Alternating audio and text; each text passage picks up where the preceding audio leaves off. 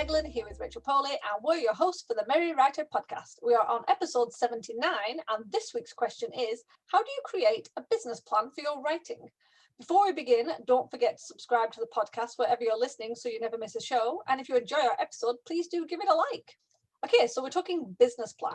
Now, we're not talking a business plan like you would expect with, I won't say normal business, but with what you expect from a regular business, where you have cash flow pages, profit and loss, forecasting. We're not talking that. We're talking creative business plans, and they can be quite different. So I suppose the first question is, why would you want a business plan for your writing? And I think the thing is, if you are looking at it as a career, or you want to look at it as a career, a business plan is a way to focus all your thoughts and kind of puts you in the right place. When you're creating a business plan, you use it as a focus. It helps you to see your journey in a more professional manner and figure out where the heck you're going. Think of it as a roadmap. You include areas of focus that will help you drive your career forward. Because after all, being a writer, a professional writer, is not just writing books. It would be awesome if that was just it, but it's not. It includes a lot of other processes. So you need to kind of think big picture. That's what a business plan is for, a creative business plan. It's for big picture thinking. First of all, think about what you want to accomplish. Where do you want to be in 1 year, 3 years, 5, 10? What are your writing goals? And then you need to go deep. Are you looking to be published? Are you aiming for a New York Times bestseller? Do you want a large catalogue of books behind you? Or maybe you write across numerous genres? Or maybe you want to dominate one specific field and become the next king of horror, to knock Stephen King off, obviously. No pun intended, right? No pun intended. So that's where you start with your creative business plan. You think big, you figure out where you want to be from year 1 up to 10 or wherever, and you think about what you want to accomplish. That's the kind of the meat of the business plan. And it is a little bit different from goals. So we'll go through all the different pieces and how to pull it all together. But yeah, that's where we're starting. I mean, I think we can all agree on the fact that as writers, whether you picture yourself writing as a career or whether you're a hobbyist writer, we can all see ourselves getting a big movie deal. Am I right? There's always a point when you're in the middle of writing your book that you're picturing it as a scene in a movie rather than seeing yourself just publishing the book. Like, we get ahead of ourselves and we jump way, way ahead. And that can also be an end goal as well. If you want your book to become popular and successful enough that you end up getting a movie deal, or maybe you write the script yourself and you submit it somewhere where people make movies. But in order to get there, one of the things that you can do is a brain dump. And this includes smaller goals that will help you reach those bigger milestones. I mean, a brain dump is so simple, and yet it's so complicated at the same time, because all you need to do is get out a notepad and just write everything that comes to your mind. Well, how do I make it so that my book becomes a movie? Well, first, I need to write the book. And then what do I need in order to write the book? Well, I need a manuscript, and I need, an editor, a book cover artist, like all of those things. Which kind of brings me into my next point, is that you need to then categorize all of those smaller goals. And this is where you will cluster things together. Planning, working, and completing your manuscript would be that one category. And then there's platform building. Creating a brand could be another. Networking, such as social media, marketing, so on and so forth. So start small with a brain dump. Just figure out everything that you need to do, everything that you want to do, and then take it one step further and categorize everything. I have to say, when I brain dump, one of the things I like to do, because I'm quite a visual person, is spider graph or mind maps. Sometimes find with, especially if you're thinking long term, like 5-10 years, a list doesn't always cut it for me. So I love writing a spider graph. So it'll be right, marketing. So what is the marketing options? And then the writing, what's that? What's the professional side? That's where you maybe query an agent, get a publisher. I mean, obviously those are things you don't control. You can't control if an agent likes you. You can't control if a publisher is going to take your book on. But obviously you can control how you write your letter to the agent, things you can change to get the publisher interested. There are things you can, but having that kind of spider graph, I do love spider graphs.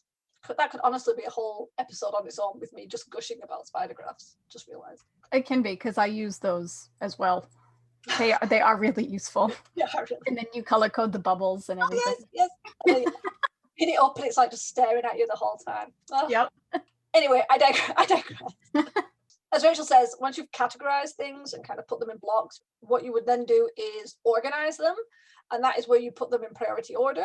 Obviously, you can't get an agent or get a publisher if the book isn't written. I mean, I have heard these terms where some people are so good at writing that even the second book's not written and people are like, oh my gosh, yes, we'd love to have you. Believe me, you're not there.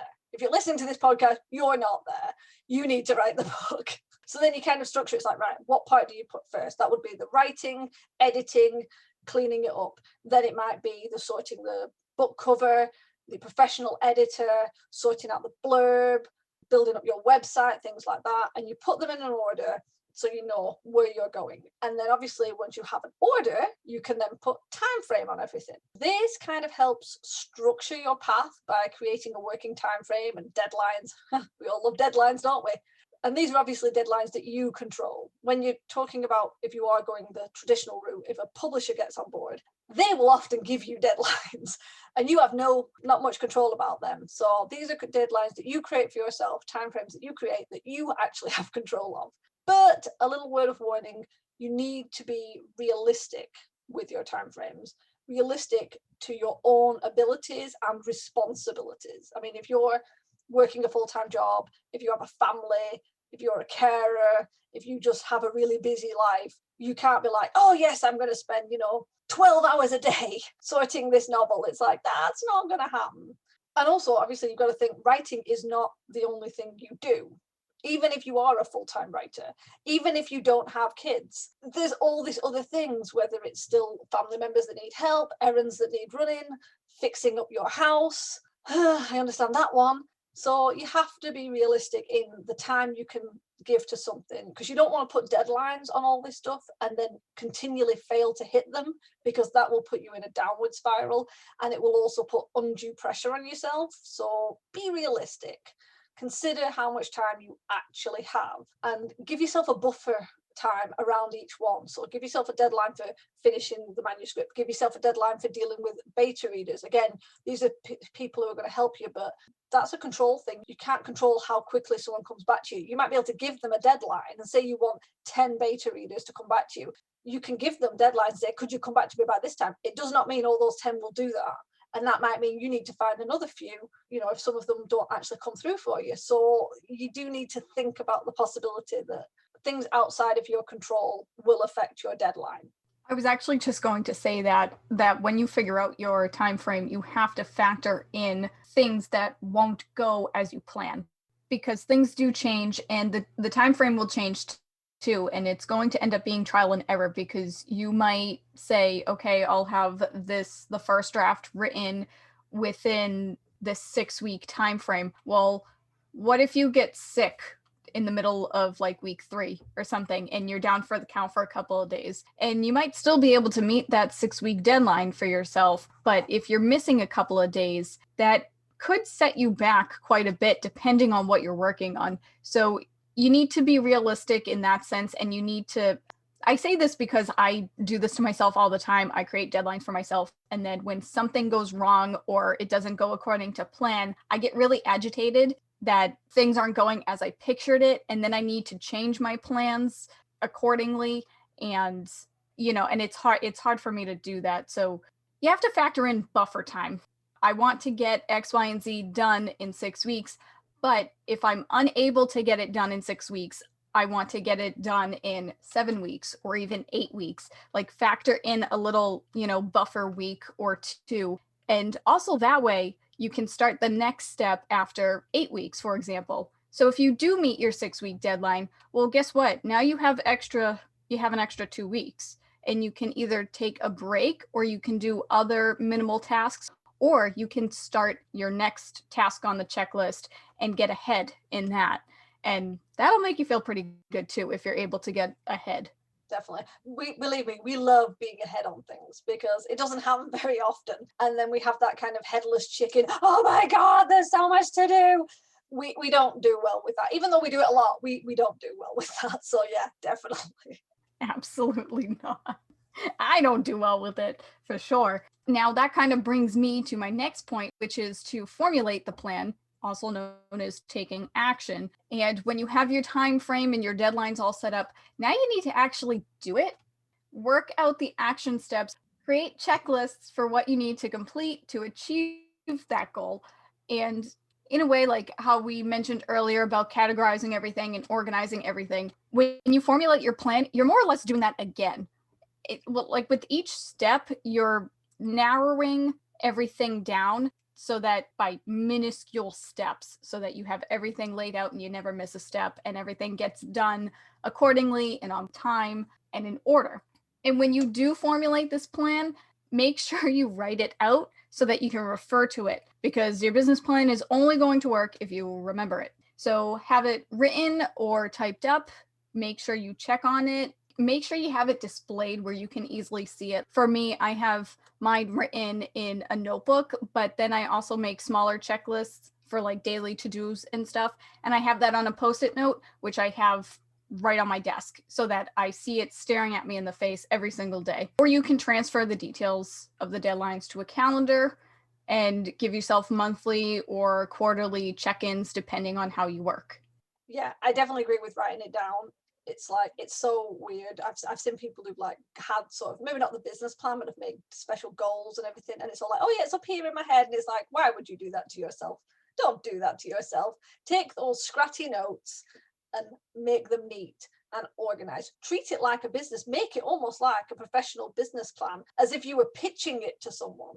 And also, that kind of helps. If you're going traditionally published and you're talking to an agent or an editor or a publishing house, you can be saying like, oh, this is my plan for my deadline. This is where the next book in the series is coming out. This is how I'm going to be doing all the marketing. Because again, even if you're traditionally published, you still have to do loads of marketing. It is not true that the publishing house will do loads of marketing. They only do that for big, big names. They might give you a little bit of help, but you have to run with most of it. So being able to show them that you are treating it seriously, like a real business, that's a big tick for, yes, you're doing a great job. So that's another thought about it.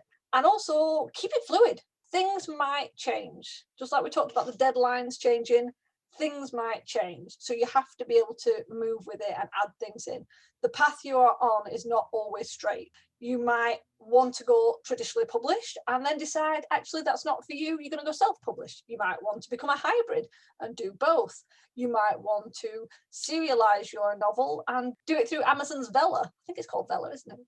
So there's so many different things that can change. I assume that some writers who had plans for their work before the pandemic changed them when the pandemic hit.